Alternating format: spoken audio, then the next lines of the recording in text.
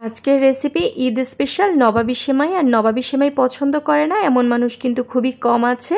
খুবই সহজ পদ্ধতিতে এই সেমাইয়ের রেসিপিটি শেয়ার করার চেষ্টা করেছি, আশা করছি ভালো লাগবে। মজার এই নবাবী সেমাই খুবই সহজ পদ্ধতিতে শেয়ার করেছি, আশা করছি ভালো লাগবে। আসসালামু আলাইকুম এভরিওয়ান। প্রথমেই প্যানের মধ্যে আমি 2 টেবিল চামচ পরিমাণ ঘি নিয়ে নিয়েছি। তো প্রথমে আমি কাজু বাদাম, কাঠবাদাম আর কিশমিশ ভেজে নিয়েছি। ভিডিওটা স্কিপ হয়ে গেছে তাই দেখাতে পারিনি। তো তারপরে আবারও 2 টেবিল চামচ পরিমাণ ঘি দিয়ে আমি লাচ্ছা সেমাই ভেজে নিচ্ছি। এখানে আমি পুরো 1 প্যাকেট লাচ্ছা সেমাই নিয়েছি, আপনারা চাইলে কিন্তু পরিমাণে বাড়িয়ে নিতে পারেন। তো আমি আমার পরিমাপ অনুযায়ী নিয়েছি। আমি 1 লিটার দুধে 1 প্যাকেট লাচ্ছা সেমাই দিয়ে নবাবী সেমাই তৈরি করব। তো এখানে কিন্তু সেমাইয়ের কালার আরও সুন্দর করার জন্য আপনারা ফুড কালার ব্যবহার করতে পারেন, তবে আমি ফুড কালার ব্যবহার করছি না। আপনারা চাইলে কিন্তু কালার আরও সুন্দর করার জন্য ফুড কালার ব্যবহার করতে পারেন, তবে আমি ফুড কালার ব্যবহার করছি না। আর এখানে আমি 2টি এলাচ দিয়ে দিচ্ছি ঘ্রাণটা সুন্দর হওয়ার জন্য।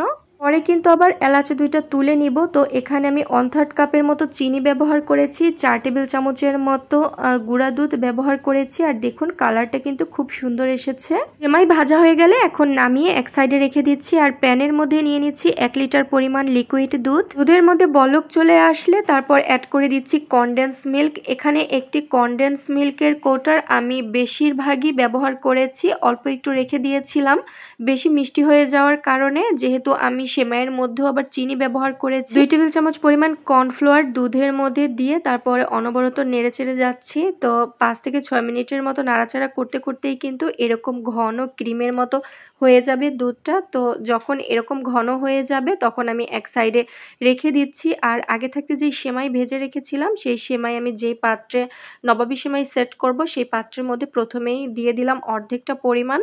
এখন সেমাইয়ের উপরে দুধের যে ক্রিমটা তৈরি করে রেখেছিলাম সেই ক্রিমটা সুন্দরভাবে দিয়ে দিচ্ছি সেট করে একটি স্প্যাচুলার সাহায্যে। আর যে বাকি অর্ধেক লাচ্ছা সেমাই ছিল সেই অর্ধেক এখন আবার উপর থেকে দিয়ে দিচ্ছি। চারপাশ থেকে খুব সুন্দরভাবে আমি দিয়ে দিচ্ছি যে বাকি লাচ্ছা সেমাইগুলো ভাজা ছিল। তো এরপরে আমি এর উপরে দিয়ে দিব যে আগে থাকতে বাদাম আর কিশমিশ ভেজে রেখেছিলাম সেগুলোও দিয়ে দিচ্ছি।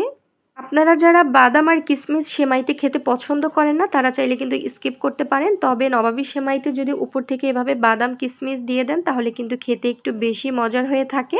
আর যে কোনো ডেজার্ট আইটেমই কিন্তু ফ্রিজে রেখে খেতে বেশি মজা লাগে। তো আমি দুপুরবেলায় নবাবী সেমাই রান্না করেছিলাম আর ফ্রিজে রেখেছিলাম 2-3 ঘন্টার মতো। ইফতারের সময় আমি পরিবেশন করেছি, তো তখন কিন্তু খুব ভালোভাবে সেট হয়ে গেছে। দেখুন দেখেই কিন্তু ভীষণ লোভনীয় লাগছে, খেতেও কিন্তু হয়েছিল অসম্ভব মজা। আশা করছি রেসিপিটি আপনাদের কাছে ভালো লেগেছে আর সহজও লেগেছে। আজকের মতো বিদায় নিচ্ছি, সবাই ভালো থাকুন, আল্লাহ হাফেজ।